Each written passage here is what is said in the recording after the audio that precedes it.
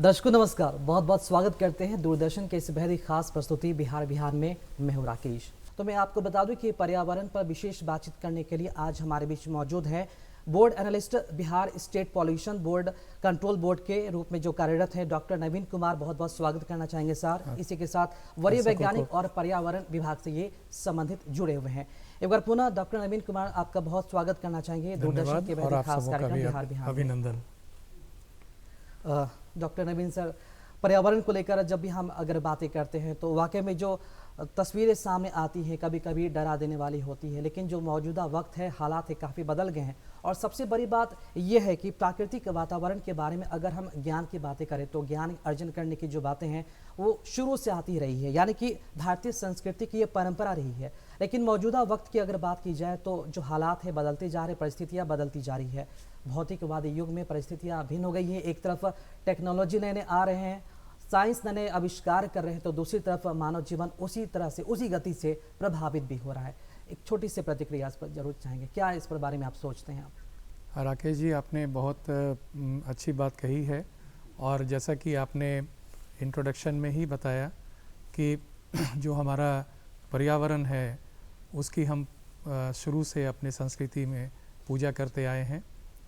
तो मैं आपके माध्यम से सबों से शेयर करना चाहता हूँ, और सभी जानते भी हैं कि हमारी जो पृथ्वी है जिसे हम माँ के रूप में पूजते हैं, जैसा कि आपने भी अभी शेयर किया है। बिल्कुल, इस पर और भी अधिक हम जानेंगे, लेकिन मैंने दर्शकों से कहा था कि आज का जो सुविचार, यानी कि आज के सुविचार के साथ हम कार्यक्रम का आरंभ करते हैं। दिन की शुरुआत ही आज के विचार के साथ करनी चाहिए, क्योंकि ये विचार हमें लगातार आगे बढ़ने में सफलता तो देते ही हैं, हमारे जीवन का जो रास्ता है वो भी प्रशस्त करते हैं। तो आइए एक नज़र डालते हैं आज के सुविचार पर।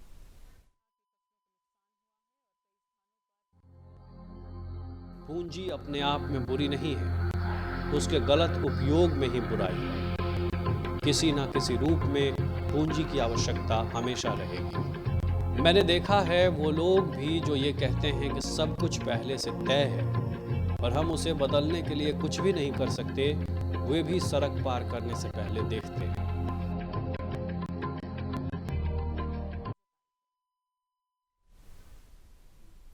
तो आज का सुविचार आपने देखा। पुनः हम अपने जो मेहमान हैं उसके पास आना चाहेंगे, जो बोर्ड एनालिस्ट है डॉक्टर नवीन कुमार। एक बार पुनः हम स्वागत करना चाहेंगे। और हमारा जो सवाल था बहुत ही विशेष सवाल था, और कहीं ना कहीं जो आम लोग हैं इससे जुड़े, क्योंकि भारतीय संस्कृति से तो सब लोग जुड़े हुए हैं, लेकिन उनमें और कितनी पहल करने की आवश्यकता है, और विशेष लगाव जो पर्यावरण का लगा है उसके तौर पर देखा जाए। जैसे कि हमने कहा कि भौतिक जो सुख सुविधा है लोगों के पास इतना ज़्यादा आ गया है कि अब कहीं ना कहीं जो लोग हैं भारतीय संस्कृति से दूर होते जा रहे हैं, और परिणाम हमारे सामने है कि पर्यावरण को इसका जो नुकसान है वो झेलना पड़ रहा है। तो क्या लगता है जो आविष्कार हो रहे हैं, जो टेक्नोलॉजीज आ रहे हैं, उसका जो प्रभाव पड़ रहा है मानव जीवन पर, इसे किस तरह से देखा जाना चाहिए?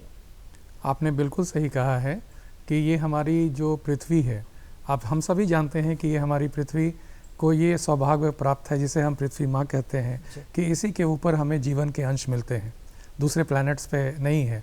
अभी तक की जो जानकारी है, वैसे शोध और तो चल ही रहे हैं, लेकिन इसका मुख्य कारण क्या है कि पृथ्वी के चारों ओर एक बेहतरीन पर्यावरण इसे उपलब्ध है, और यही पर्यावरण जो है वो जीवन को सपोर्ट करता है, लाइफ सिस्टम को सपोर्ट करता है। और शायद यही कारण है कि इसी पृथ्वी पे ही ये जीवन के अंश मिले हैं। और हमारे इस पृथ्वी पे जो नेचुरल रिसोर्सेज हैं, जैसे लैंड, एयर, वाटर आदि, तो जैसा कि अभी आप चर्चा कर रहे थे कि हम इसका उपयोग अपने भौतिकवादी जीवन शैली के लिए इन नेचुरल रिसोर्सेज का उपयोग कर रहे हैं, तो निश्चित रूप से कि जो हमारी जो जनसंख्या वृद्धि हो रही है और जो हमारा विकास का मुद्दा है कि अधिक से अधिक लोगों तक अधिक से अधिक सुविधाएं पहुंचाना जो मूल लक्ष्य होता है, तो इस क्रम में हमने जो पृथ्वी के जो नैसर्गिक नेचुरल रिसोर्सेज हैं जो उनका उपयोग किया है, और उपयोग बहुत हद तक किया है और बहुत आगे बढ़ के किया है, और अपने सुख सुविधाओं को बढ़ाने के लिए। लेकिन अभी कालांतर में ये बढ़ता चला गया, जिसके कारण इन नेचुरल रिसोर्सेज के ऊपर दबाव बढ़े, हमारे पर्यावरण के ऊपर दबाव बढ़े। तो उसके कारण क्या हुआ है कि हमें इसके दो प्रकार के दुष्परिणाम नज़र आने लगे हैं। अभी देखिए चारों तरफ चर्चा है, ये हमारे नेचुरल रिसोर्सेज की मात्रा में कमी आई है, जो हमारे जो लैंड रिसोर्सेज हैं उनमें कमी आई है, जो वाटर रिसोर्सेज हैं उनकी उपलब्धता में कमी आई है। और तो एक तो इनकी मात्रा में कमी आई, और दूसरी तरफ जो बचे हुए हैं वो पोल्यूशन और कंटामिनेशन का शिकार हुए हैं, प्रदूषण और संक्रमण के शिकार हैं। तो हमें इसका जो दुष्प्रभाव है दोनों एंड पर नज़र आ रहा है। एक मात्रा में कमी हो गई, दूसरी तरफ जो बचे हैं वो पोल्यूशन कंटामिनेशन के शिकार हैं, और इसका सीधा असर हमारे पर्यावरण पे पड़ा है, हमारे स्वास्थ्य पे पड़ा है। न सिर्फ मानव जाति के स्वास्थ्य, बल्कि मैं तो कहूँगा कि वो सारे जीव जंतु जो इस प्लैनेट को हमसे शेयर करते हैं उनके ऊपर भी इसका दुष्प्रभाव पड़ा है। तो आप अभी कह रहे थे कि हम संस्कृति में पेड़ों को पूजते हैं, नदियों को पूजते हैं, और एक उन्हें ईश्वर का दर्जा देते हैं। गंगा को हम जो लाइफलाइन है हमारे देश की, उसे माँ की तरह पूजते हैं। लेकिन थोड़ी विडंबना है यहाँ पे कि जरूर हम पूछते हैं, हमारे संस्कृति ने, हमारे पूर्वजों ने हमें सिखाया है कि हमें नेचुरल रिसोर्सेज का सम्मान करना चाहिए, उन्हें पूजना चाहिए, लेकिन हम अपनी सुविधाओं के को ख्याल करते हुए और इनके स्वास्थ्य को नज़रअंदाज करते हुए उन नदियों को प्रदूषित कर रहे हैं अपने क्रियाओं से। उसमें मल जल और कई तरह की चीज़ें जाती हैं, और आप सभी ने देखा होगा कि इन नदियों में हम स्नान करते हैं, कपड़े साफ कर लेते हैं, कई बार जानवरों की नहला देते हैं। तो एक तरफ हम पूजा की बात करते हैं, दूसरी तरफ इसे प्रदूषण करते हैं। तो आपका कहना बिल्कुल सही है कि हर कोई को जागरूक होना पड़ेगा कि इनकी हम सम्मान करें और अपने जो नेचुरल रिसोर्सेज हैं उनको प्रदूषण और संक्रमण से बचाएं। जी बिल्कुल, आपने सही कहा कि अपने स्वास्थ्य सुविधाओं को वहीं तक आप सीमित रखें जहां तक अगले को हानि ना हो। हमारा जो कहने का मतलब है वो पर्यावरण से जुड़ा हुआ है, प्राकृतिक संपदा से जुड़ा हुआ है कि अगर अपना सुविधा आप वहीं तक देखते हो तो वो सही है। एक सीमित मात्रा होनी चाहिए, किसी भी चीज़ की लिमिटेशन होती है। बिल्कुल। डॉक्टर नवीन जी, एक महत्वपूर्ण सवाल हमारा ये भी है कि ज्ञान के अगर नज़रिए से देखा जाए, शिक्षा के क्षेत्र में अगर बात की जाए पर्यावरण को लेकर, तो मानवीय सुरक्षा को लेकर पर्यावरण का ज्ञान कितना होना आवश्यक होता है? क्योंकि हर क्षेत्र में मनुष्य जो है ज्ञान प्राप्त करता है, ज्ञान अर्जित करता है। पर्यावरण का ज्ञान कितना महत्वपूर्ण होता है जब वो ये समझ जाए कि पर्यावरण से ही इंसानी दुनिया जुड़ा हुआ है? देखिए, पर्यावरण का ज्ञान तो बहुत ही इम्पोर्टेंट है, बहुत ही आवश्यक है, और इसके लिए मेरा ये मानना है कि कोई भी आपको कोर्स करने की ज़रूरत नहीं है, कोई टेक्स्ट के थ्रू ज्ञान नहीं होगा, और आप शुरू से कर रहे हैं कि ये हमारी संस्कृति में हमें विरासत से मिला है। ऐड करना चाहूँगा क्योंकि मानवीय सुरक्षा को ध्यान में रखते हुए, क्योंकि मानवीय सुरक्षा कितना महत्वपूर्ण हो जाता है पर्यावरण में, जी निश्चित रूप से ये पर्यावरण को अगर हम सुरक्षित रहेंगे तो वो पर्यावरण की सुरक्षा नहीं है, वो हमारी सुरक्षा है। तो पर्यावरण को बचा के, आज मान लीजिए कि हमारे जल स्रोत जो हैं वो प्रदूषित हो रहे हैं, जो जल की अवेलेबिलिटी है पर पर्सन वो साल दर साल जो है वो पूरे विश्व में कम रहा है, और भारत भी उससे अछूता नहीं है। हमारे यहाँ भी प्रति व्यक्ति जो जल की उपलब्धता है वो धीरे धीरे कम हो रही है। तो निश्चित रूप से अगर जल हमें कम होगा तो हमारे ऊपर स्वास्थ्य के रूप में या अन्य भी हम धीरे धीरे असुरक्षित हो जाएंगे। पानी अगर हमारा प्रदूषित होता है तो उससे क्या है कि हमें कई तरह के बीमारियों का सामना करना पड़ सकता है। जो हमारा वायु प्रदूषण है, वायु है जो, तो स्वच्छ वायु जो है वो जीवन का आधार है। अगर हम वायु प्रदूषण से एक्सपोज्ड होते हैं तो हमें तरह तरह के बीमारियों का सामना करना होगा। तो सुरक्षा तो इसके साथ इंटरवोवन है, उसको कोई अलग से नहीं है, और इसके लिए हमें कोई बहुत ट्रेनिंग और एक्सपर्टाइज की ज़रूरत नहीं है।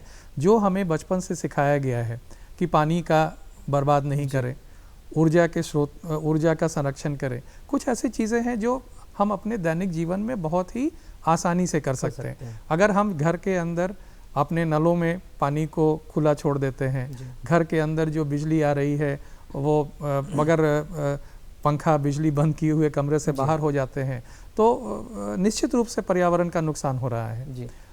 तो इस तरह से अगर हम अपनी आदतों में सुधार नहीं करेंगे तो निश्चित रूप से हम धीरे धीरे असुरक्षा की ओर बढ़ते चले जाएंगे। और आप देख रहे हैं, अभी हम चर्चा भी कर रहे हैं कि किस तरह से इस पर्यावरण के डिग्रेडेशन से जो तरह तरह की बीमारियों का सामना करना पड़ रहा है, जो डिजीज़ेज़ हैं, जो वाटर बॉर्न डिजीज़ेज़ हैं, जो एयर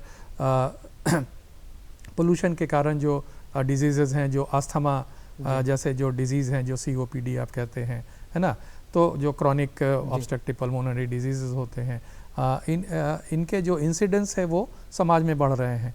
पहले हम लोग समझते थे कि जो अस्थमा का जो पेशेंट है वो गांव में या घरों में या शहरों में, इसका भी जो बुज़ुर्गों में ज़्यादातर देखा जाता था, को धीरे धीरे जो है वो लंग्स जो है वो एक्सपोज हुआ। लेकिन अभी आप देखिए कि बच्चों में भी इसके केसेस बढ़े हैं। तो इसका सीधा जो असर है ये प्रदूषण का, वो मानवीय स्वास्थ्य पे पड़ रहा है। जी बिल्कुल, और हमें बिल्कुल इस पर ध्यान रखना होगा, क्योंकि प्राकृतिक वातावरण को अगर हम नुकसान पहुंचाते हैं तो उस समय तो आपको नुकसान नहीं पहुंचेगा, लेकिन आने वाला वक्त वो आपका होगा और वो वक्त आपके लिए काफ़ी घातक साबित होगा। निश्चित रूप से। डॉक्टर नवीन जी, एक अहम सवाल, चूँकि आपने कहा कि चूँकि हम बचपन से ये पढ़ते आ रहे हैं, किताबों में भी हमें लगातार सिखाया है कि छोटी छोटी बातों का ध्यान रखकर हम पर्यावरण को क्योर कर सकते हैं, और बड़ा होने पर तो और भी आगे क्योर करने की आवश्यकता है, अवेयरनेस फैलाने की आवश्यकता है। प्रदूषण का जिक्र आपने किया है। प्रदूषण की अगर बात करते हैं तो पर्यावरण के साथ साथ मानवीय जीवन के लिए भी बहुत ही घातक है। सबसे बड़ा शत्रु ये है, चाहे वो इसका स्वरूप तो कई सारे हैं, वायु प्रदूषण, जल प्रदूषण, ध्वनि प्रदूषण, और भी कई सारे रूपों में ये हमारे सामने है। लेकिन अगर बात की जाए तो पोल्यूशन कंट्रोल को लेकर क्या लगता है कि बदलते परिवेश में ये कंट्रोल कितना हो पाया है? ध्वनि प्रदूषण हो, वायु प्रदूषण हो, जल प्रदूषण हो, कितना बेहतर इस पर काम हो पाया है? और क्या लगता है कि इन प्रदूषण से आगे और कितना खतरा आगे बढ़ सकता है अगर वर्तमान में अगर कोई नहीं चेतता है तो? नहीं, आप चेतने की तो ज़रूरत है, और जो सरकारें हैं पूरे वैश्विक स्तर पे, हमारे राष्ट्रीय स्तर पे या राज्य स्तर पे जो भी सरकारें हैं, है ना, जो लोकल सेल्फ गवर्नमेंट है, तो सब स्तर पे अलग अलग कार्य योजनाओं के अंतर्गत, जैसे आप नमामि गंगे कार्यक्रम का नाम सुना होगा, उसी तरह से वायु प्रदूषण के लिए जो क्लीन एयर एक्शन प्लान्स विभिन्न शहरों के लिए लगे, तो कई सारे कार्यक्रम नेशनल एयर NACP जिसको कहते हैं, मैंने राष्ट्रीय वायु के लिए कार्यक्रम चलाया जाए, तो कई स्तर पे कार्यक्रम चलाए जा रहे हैं। लेकिन इसमें जनमानस का सहयोग बहुत ही अपेक्षित है, और इसके सकारात्मक रिजल्ट्स भी मिले हैं। जो शहरों के में जो बड़े बड़े शहर हैं, नदियों के किनारे, न सिर्फ गंगा बल्कि अन्य नदियों के किनारे, उनसे जो मलजल निकलता है वहाँ पे उपचार के लिए सीवेज ट्रीटमेंट प्लांट लगाए जा रहे हैं। जो उद्योग हैं उसके अंदर इफ्लुएंट ट्रीटमेंट प्लांट्स लगाए जा रहे हैं। एयर पोल्यूशन कंट्रोल के लिए भी शहरों में कई सारे जो डिफरेंट स्टेक होल्डर्स हैं उनके द्वारा प्रयास किए जा रहे हैं, और इसके सकारात्मक रिजल्ट्स भी मिले हैं, ऐसा नहीं है। लेकिन इसकी पूर्ण सफलता तभी मिलेगी जब हर कोई इंडिविजुअल, कोई भी समाज का एक नागरिक जो है अपनी इसमें सहभागिता सुनिश्चित करे और ये देखे। जैसे मान लीजिए कि ठीक है, नदी के किनारे अगर कोई सीवेज तो है वो ट्रीटमेंट होके जा रहा है, लेकिन वहाँ की जो लोकल कम्युनिटी है अगर उसको वो स्नान करने के लिए यूज़ कर रही है, या जो गांव से निकलने वाला जो पानी उसमें चला गया, या कपड़े आप धो देते हैं, तो फिर तो वो बात बराबर ही हो गई। तो हमें इस बात का ख्याल रखना होगा हर एक इंडिविजुअल को कि सरकार के साथ मिलकर के लोकल स्तर पर भी और अपने सामाजिक स्तर पर भी और इंडिविजुअल निजी स्तर पर भी अपने नदियों को सुरक्षित रखें, वायु को प्रदूषण से बचाएं। अब कहीं पे हम कचरा जमा किए, घरों को साफ किए, रोड पे जमा कर दिए और उसमें आग लगा दिए, तो वहाँ तो वायु प्रदूषण हो गया। हालांकि ये पूरी तरह से कानूनन प्रतिबंधित है, इसमें सजा का भी प्रावधान है।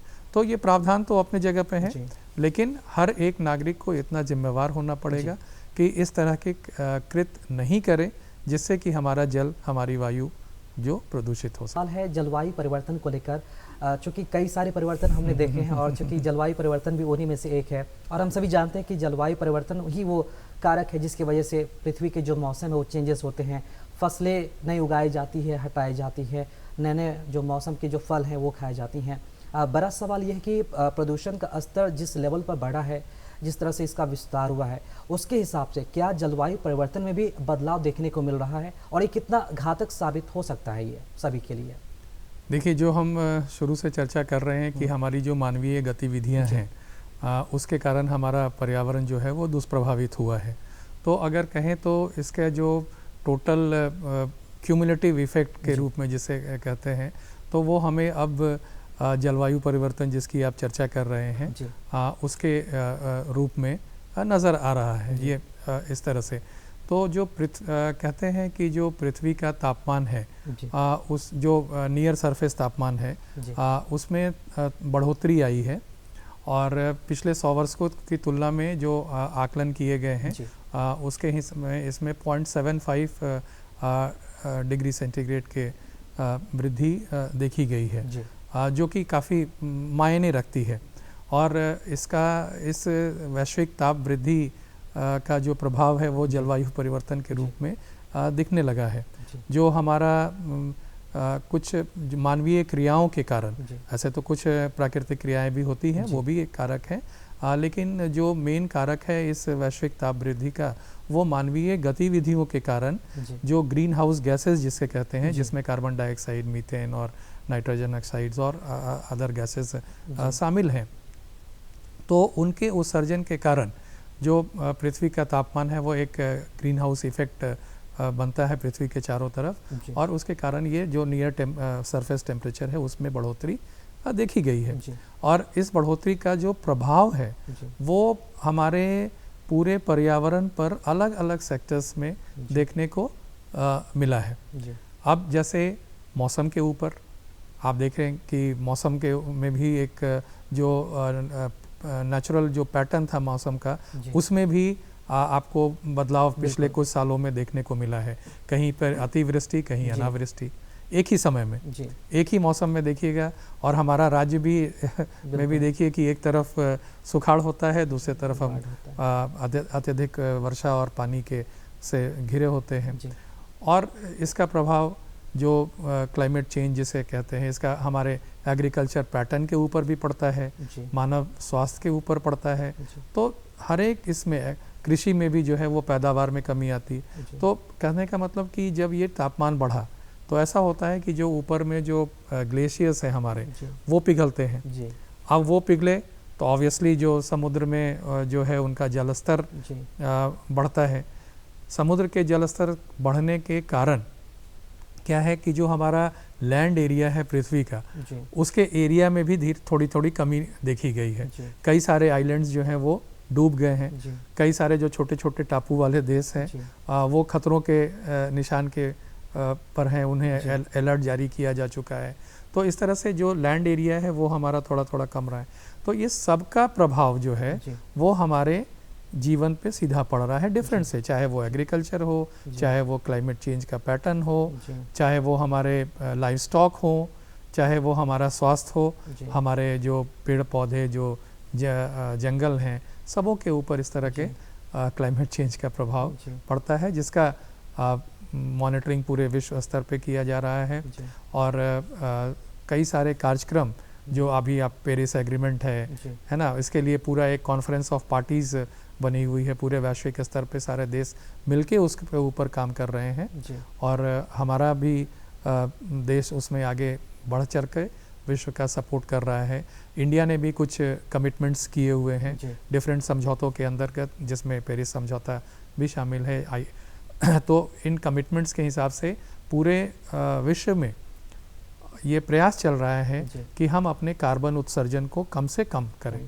जो हमारा जो ग्रीन हाउस गैसेस का जो एमिशन है वो उसको हम एक निश्चित समय सीमा में एक परसेंटेज के रूप में उसको कम करें, जिससे कि इस जो वैश्विक ताप वृद्धि है, जो क्लाइमेट चेंज है, उसको हम जहाँ तक हो सके एक एड्रेस कर सके। सवाल था ओजोन परत का, जिसे पूरा पृथ्वी ही उसके छत्र छाया में रहता है। और कहीं न कहीं जो खबरें आई थी, जो रिसर्च सामने आया था, उसे देखकर सुनकर तो सभी लोग वाकई में नहीं, मैं आपका ये कंसर्न बहुत है और मैं मुझे बहुत खुशी होगी शेयर करके कि देखिए जो हमारे पृथ्वी के चारों ओर स्ट्रेटोस्फीयर में ओजोन लेयर, समझिए कि वो नेचर का एक गिफ्ट है हमारे ऊपर, जो हम एक अम्ब्रेला के ऊपर जैसा काम करता है।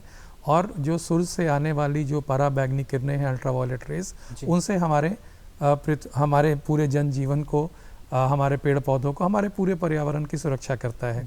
लेकिन जो हम अपने अपने भौतिकवादी परंपरा और अपनी ज़रूरतों को पूरा करने के लिए, जो आपने कहा कि जो डेवलपमेंट होते चले गए, तरह तरह के टेक्निक आते चले गए, तो उसमें क्या है कि हम लोगों ने उसके कारण इस स्ट्रेटोस्फेरिक ओजोन लेयर को क्षति पहुंची और ये लेयर जो है वो थिन होता चला गया। कुछ जो क्लोरीन बेस्ड कंपाउंड्स हम लोग यूज़ करते थे, है ना, जिसके ओजोन डिप्लीटिंग सब्सटेंसेस कहते हैं, क्लोरोफ्लोरोकार्बन जैसे गैस है, हैलोन है, तरह तरह के इस तरह से जो रेफ्रिजरेंट्स वगैरह में यूज़ किया जाता था, अभी नहीं हो रहा है। तो इसके कारण क्या हुआ कि वो जो स्ट्रेटोस्फेरिक ओजोन लेयर है वो पतला होता चला गया, थिनिंग हो गया उनका, जिसके कारण उसे ओजोन होल के नाम से हम लोग जानते हैं। लेकिन ये एक बहुत अच्छा एग्जाम्पल है, मैं कहूँगा कि ये पूरा एक कोई लोकल इशू नहीं था, it was a global issue, पूरे विश्व के इसमें चिंतित था। और मॉन्ट्रियल प्रोटोकॉल के रूप में एक समझौता आया जिसमें पूरे विश्व के लोगों ने, कंट्री ने उसमें हिस्सा लिया, हम लोग भी उसके अंदर सिग्नेटरी थे। और लोगों ने ये प्रण किया कि जो ओजोन डिप्लीटिंग सब्सटेंसेस है,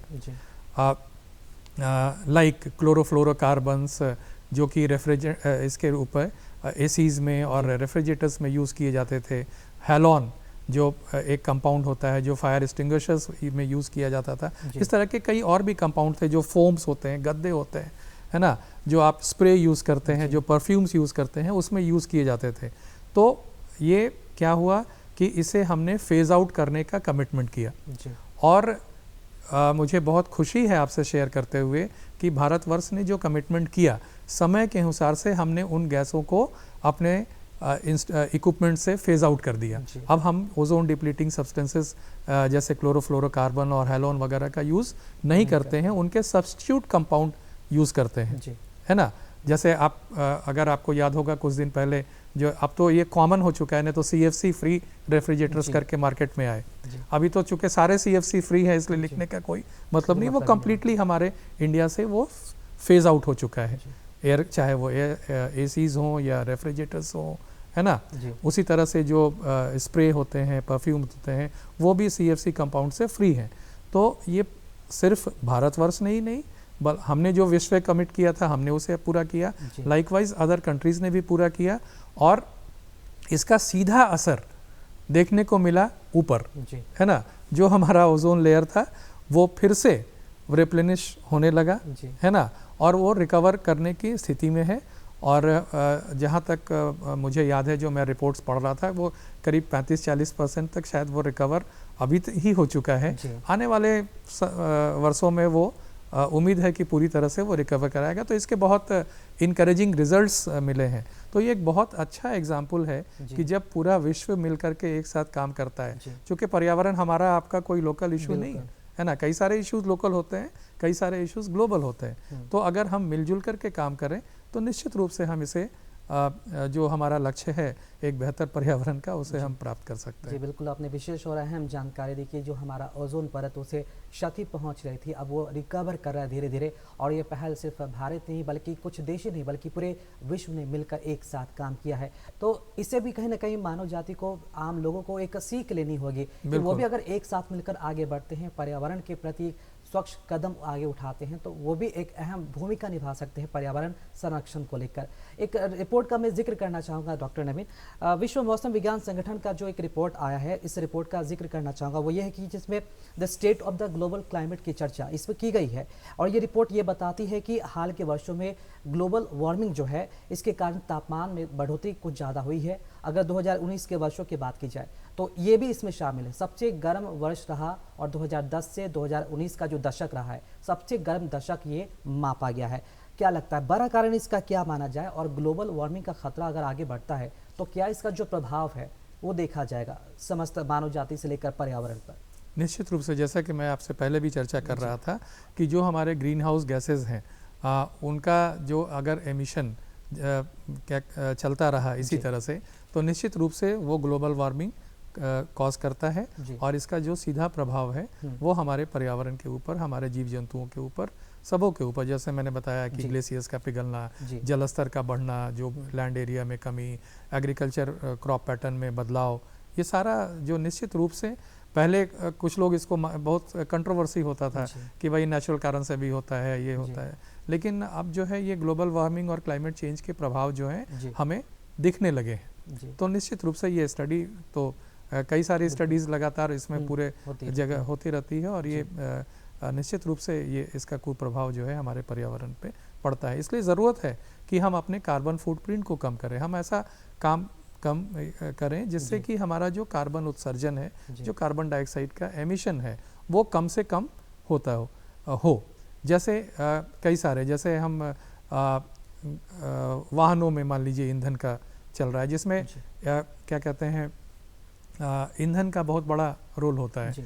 जो क्यों हम बोलते हैं कि भाई ऊर्जा की बचत करें, क्योंकि जितना आप ऊर्जा यूज़ करेंगे उसको ऊर्जा को पैदा करने के लिए जो भारतवर्ष में अभी तक ज़्यादातर हमारे जो थर्मल जो बिजली का उत्पादन है वो कोल आधारित पावर प्लांट्स के द्वारा ही होता है। तो जब कोयला जलेगा तो एक तो हमारा जीवाश्म ईंधन की मात्रा में कमी होती है, साथ साथ उत्सर्जन होता है। तो अगर हम उसको बदलाव कर सके वाहनों के अंदर, अभी देखिए इलेक्ट्रिक वाहनों का प्रयोग हो रहा है, तो इससे क्या है कि वो कार्बन डाइऑक्साइड का जो एमिशन है वो कमेगा।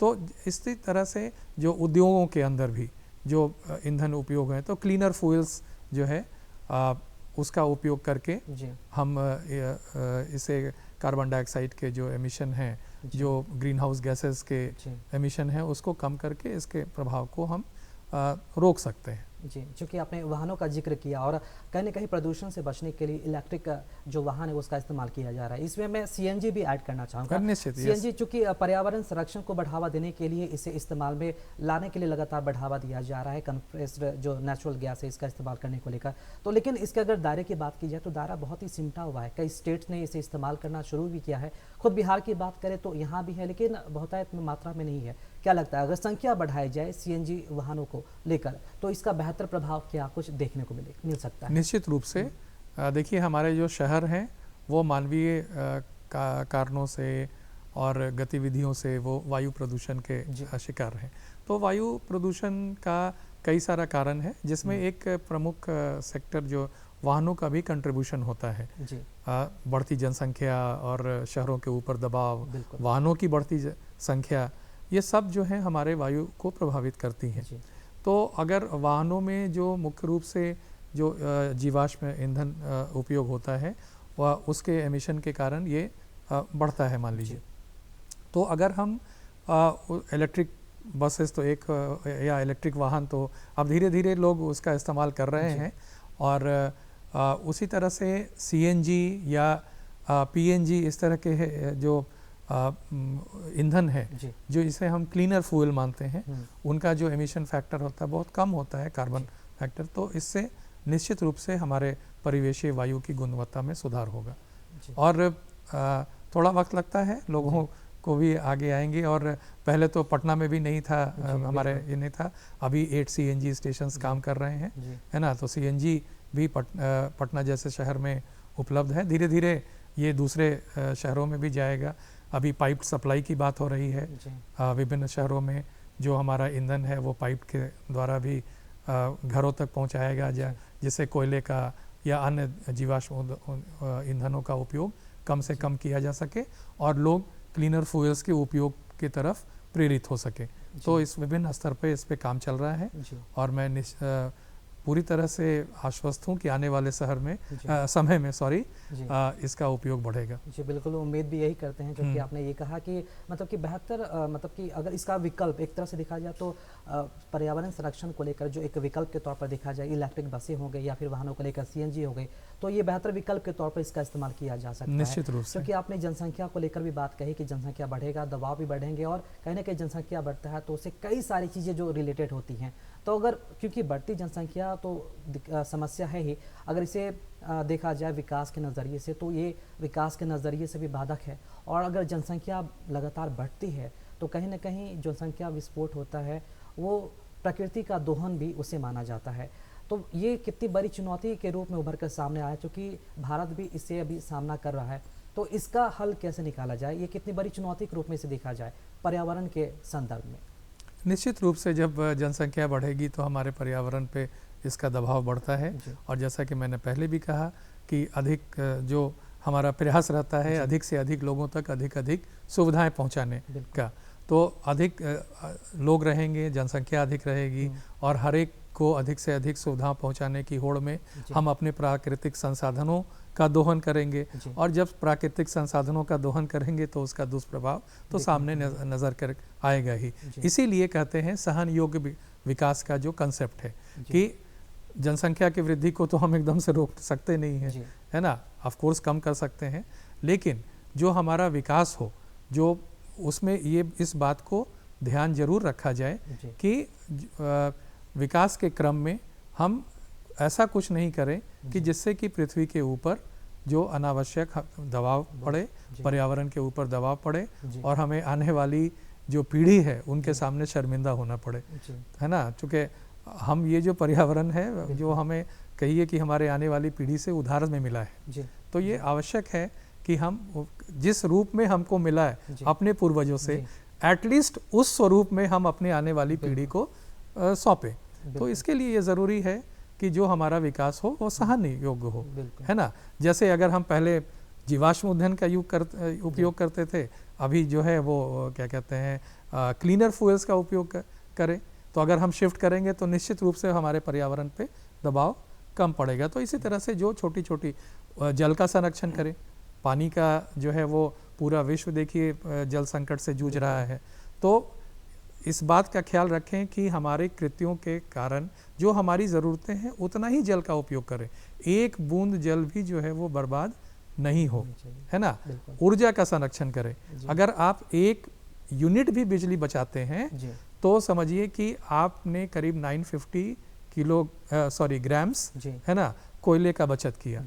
और अगर उस कोयले का बचत हुआ एक यूनिट बिजली बनाने में, तो सोचिए कि उतना जीवाश्म ईंधन आपका बचा और उतना एमिशन होने से बचा, उतना कार्बन डाइऑक्साइड और सल्फर डाइऑक्साइड आदि जो गैसेस हैं वो पर्यावरण में जाने से बची।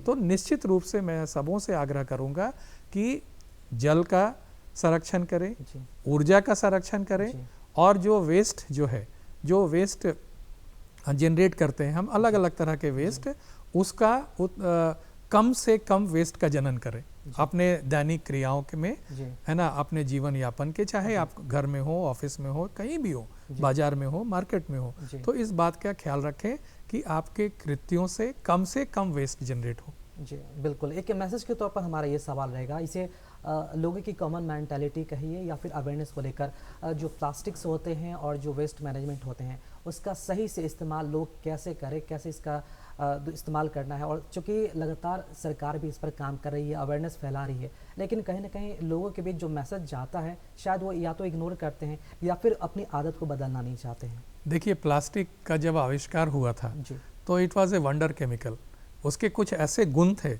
जिसका उपयोग मानव जाति ने किया, और जो हमारे साइंटिफिक कम्युनिटी ने हमारे सोसाइटी को दिया, हमारे जीवन को जो सुविधापूर्वक बना दिया।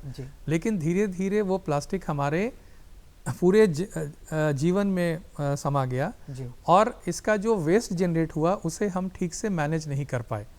तो प्लास्टिक के जो वेस्ट हैं उसके मिसमैनेजमेंट के कारण चारों तरफ आप देखिए कि प्लास्टिक वेस्ट किस तरह से हमारे जीवन को प्रभावित कर रहा है, और ये डिग्रेड नहीं होता है ना। इसे डिग्रेड करने में कोई जानता नहीं है 50 साल की 100 साल लगेंगे, कहाँ होगा, कैसे होगा, नेचुरल इसमें नहीं होगा। और अब तो नैनो प्लास्टिक्स की बात कर रहे हैं जो काफ़ी सूक्ष्म ये होते हैं, जल के अंदर ये करके हमारे जीवन में, लाइफ में, हेल्थ में, सब में हो। इसलिए प्लास्टिक वेस्ट को से बचने की बहुत आवश्यकता है, और प्लास्टिक का उपयोग करने में इस बात का ध्यान रखिए कि प्लास्टिक का वेस्ट जो है वो मिनिमाइज हो, हम उसे कम से कम यूज करें। देखिए, अभी नियम के कारण जो नियम भी लागू है कि बिहार राज्य में प्लास्टिक के कैरी बैग, चाहे वो किसी भी इकाई मोटाई के हों, किसी भी साइज़ के हों, उसका इस्तेमाल प्रतिबंधित है, उसका इस्तेमाल नहीं करना है।